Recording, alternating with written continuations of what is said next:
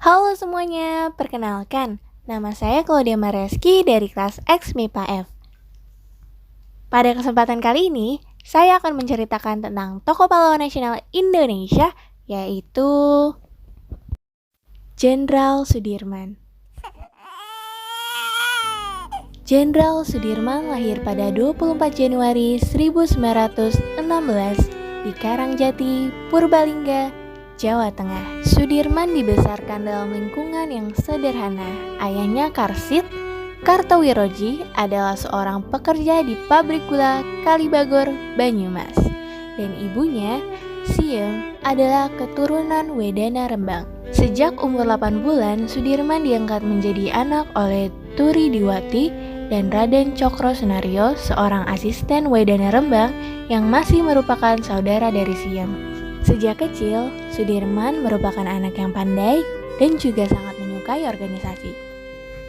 Sudirman mendapatkan pendidikan formal dari sekolah taman siswa, kemudian melanjutkan ke HIK atau Sekolah Guru Muhammadiyah Surakarta. Tetapi tidak sampai tamat, hanya 1 tahun saja. Saat itu juga, ia giat di organisasi pramuka Hizbul Wathan. Sudirman juga pernah mengikuti pendidikan tentara, PETA atau yang disebut Pembela Tanah Air di Bogor. Sudirman kemudian menjadi guru di sekolah HIS Muhammadiyah di Cilacap. Kemudian beliau berlanjut menjadi kepala sekolah. Sudirman pernah menjadi anggota Badan Pengurus Makanan dan anggota DPR Kepresidenan Banyumas. Ia mendirikan koperasi untuk menolong rakyat dari bahaya kelaparan. Setelah menyelesaikan pendidikan di PETA, ia menjadi komandan batalion di Kroya, Jawa Tengah. Kemudian, ia menjadi Panglima Divisi 5 Banyumas dengan pangkat Kolonel sesudah TKR terbentuk.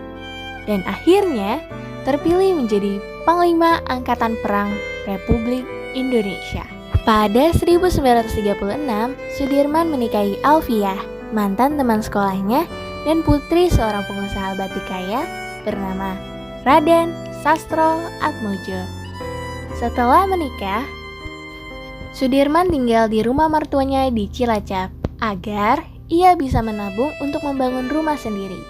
Sudirman dan Alfiah, pasangan ini kemudian dikaruniai 3 orang putra, Ahmad Tidarwono, Muhammad Teguh Bambang Teh, dan Taufik Effendi, serta 4 orang putri, Didi Praptiastuti, Didi Sujiati, Didi Pujiati, dan Titi Wahjuti Satyaningrum. Jenderal Sudirman adalah pahlawan sejati, rela berkorban demi bangsa dan negara Indonesia. Ia rela mempertaruhkan segalanya demi kemerdekaan Indonesia. Ia selalu mengedepankan kepentingan masyarakat banyak dan bangsa di atas kepentingan pribadinya, bahkan termasuk kesehatannya sendiri. Jenderal Sudirman mendapatkan prestasi pertamanya sebagai tentara setelah keberhasilannya merebut senjata pasukan Jepang dalam pertempuran di Banyumas, Jawa Tengah. Pada tanggal 18 Desember 1945, Sudirman dilantik sebagai jenderal oleh Presiden Soekarno bukan hanya karena sistem akademi militer atau pendidikan tinggi lainnya, tetapi karena prestasinya. Sudirman diangkat menjadi jenderal di usianya yang menginjak 31 tahun.